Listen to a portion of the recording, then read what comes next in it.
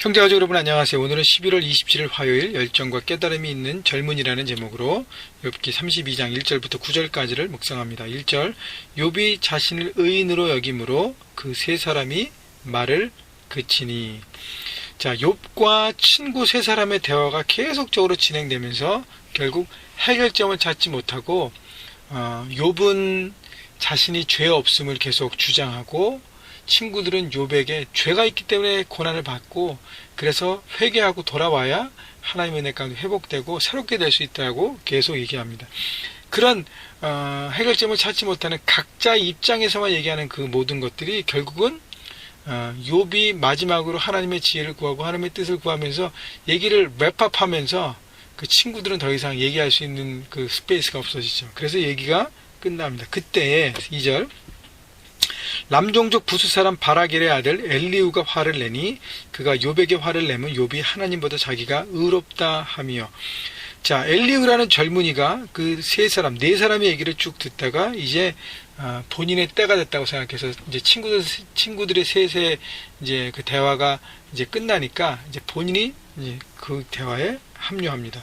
그러면서 먼저 욥에 대해서 얘기하는 거예요. 욥이 너무 하나님보다 자기 일을 더 의롭다고 얘기한다는 것이죠. 그러니까 엘리후가 듣기에는 욥이 죄로 인해서 지금 고난을 받는 것은 아닐지라도 우리는 인간들은 하나님 앞에 죄인으로 서야 되는데 욥은 너무 자기 의를 강조하는 거예요. 자기는 무죄고 아무 죄도 없고 아무것도 잘못한 것이 없고, 그래서 하나님 앞에 정말 100% 순결한 의를 강조하기 때문에 의를 지나치게 강조하면 그것이 교만이 되고 하나님보다 더 위로 가는 어떤 잘못된 삶의 태도로 나가기 때문에 그 부분이 너무 지나치다고 강조하는 것입니다.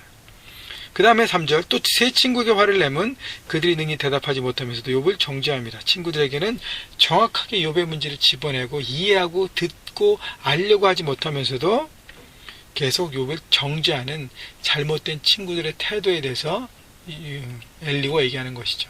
위로자로 와서 위로자가 아니라 결국은 정죄하는 또 다른 죄악을 범하게 되는 그 친구들의 모습. 4절 엘리후는 그들의 나이가 자기보다 여러 해 위임으로 욥에게 말하기를 참고 있다가 세 사람의 입에 대답이 없음을 보고 화를 내니라. 자, 엘리후는 이 세 친구가 욥보다 나이가 어렸기 때문에 어른들의 얘기이기 때문에 이렇게 본인은 잠잠고 있었어요. 그래서 참고 있었습니다. 여러분, 특별히 우리 젊은이들은요, 어른들의 대화와 또 윗사람들의 대화에 대해서 물론 같이 나눌 필요 있지만 그 사람들의 얘기를 먼저 들을 필요가 있습니다. 먼저 듣는 자세가 필요해요. 그 다음에 본인의 생각을 정리해서 대화하는 것이 필요해요. 처음부터 자기 자신의 의견을 얘기하는 것은 지혜로운 것이 아닙니다.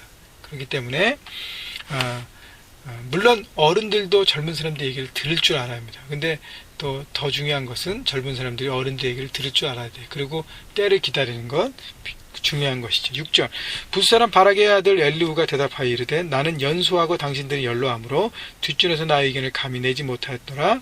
7절 내가 말하기를 나이 많은 자가 말할 것이요 연륜이 많은 자가 지혜를 가르칠 것이라 하였노라. 자, 뭐 이거는 보통의 제너럴 팩트죠. 사실이죠. 연로하신 분들, 어르신들, 연륜과 경험이 많은 분들이 삶의 지혜가 있습니다. 저도 이제 뭐 많이 살지 못했지만 이제 40대 중반에 와 보니까 이렇게 20대나 30대나 또 더 어린 사람들 얘기할 때 더 삶의 경험이 있기 때문에 아무래도 얘기를 할 수밖에 없습니다. 그것은 맞아요. 그러나 그것의 전부가 아니라는 것이죠. 8절 그러나 사람의 속에는 영이 있고 전능자의 숨결이 사람에게 깨달음을 주시니. 다시 얘기하면 정말 확실한 온전한 지혜는 사람에게 있지 않고 하나님으로부터 오기 때문에 9절 어른이라고 지혜롭거나 노인이라고 정의를 깨닫는 것이 아니니라. 어른이라고 항상 맞고 올바른 지혜를 깨닫지 못한다고 얘기하는 것이죠. 때로는 부모님일지라도 잘못된 삶의 방법과 잘못된 지혜로 살아갈 때를 우리가 보게 됩니다. 그러니까 나이가 많고 적음이 중요한 것이 아니라 지난주에도 설교를 드렸지만 지혜의 근본은 하나님을 경외하는 것입니다. 이 사람이 하나님을 경외하는, 하나님을 정말 의뢰하고 말씀에 순종하고 하나님의 뜻을 품는 사람인가가 더 중요한 것이죠. 그것이 바로 하나님의 지혜를 품고 살아가는 것입니다. 그렇다면 우리가 정말 귀 기울여야 될 사람은 누구죠?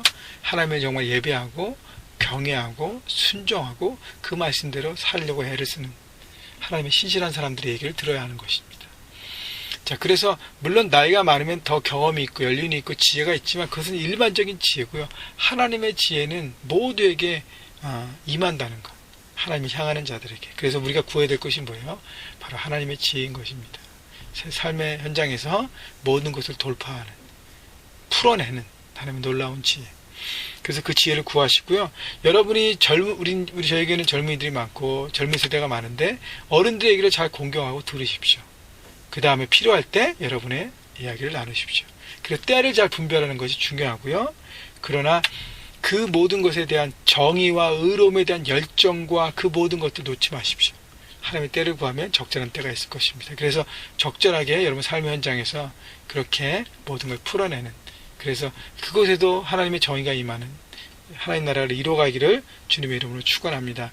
여러분 계속적으로 부탁드리는 것은 우리 남상혁 남수인 주사님 가정의 어려움 여러분 아시죠? 우리 내일 저녁에 장례 예배가 있습니다. 우리 오늘도 내일도 계속적으로 기도해 주시고 이 모든 것들을 우리 집사님 가정이 잘 이겨내고 견뎌내고 잘 수습하고 마무리할 수 있도록 기도해 주시고, 또 여러분 시간을 내셔서 내일 저녁 6시 반 장례 예배 오셔서 함께 힘이 되어주고 함께 중보하고 함께 형제 가족임을 보여줬으면 좋겠습니다. 여러분 모두를 축복하고 사랑합니다.